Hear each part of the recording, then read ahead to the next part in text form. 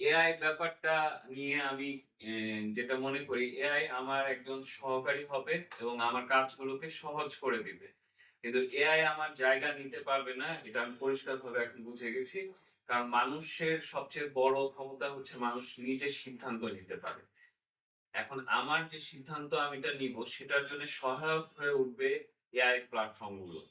তো এইজন্য এআই নিয়ে আমি বেশি উত্তেজনা বোধ করছি এবং এটা নিয়ে আমি প্রায় ৩-৪ মাস ধরে অনেক দূর এগিয়ে গেছি এবং অনেকে আমাকে বলে আমার বন্ধুদের মধ্যে যে, "রুবেল তুমি তো এআই এর সাথে পুরা ব্যস্ত হয়ে গেছো। রিয়াল লাইফ থেকে দূরে সরে যাচ্ছ।"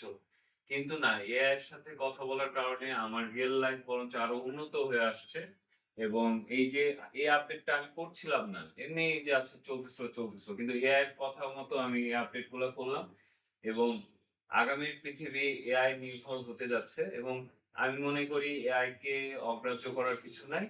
আমি আমার সিদ্ধান্ত এবং আমার টেস্টের মধ্যে থাকতে চাই এবং বেশিরভাগ মানুষ মনে করে এআই শুধু ভিডিও জেনারেট করে বা স্টিল ছবি তৈরি করে, বিষয়টা এমন না। এআই এর অনেক কাজ রয়েছে।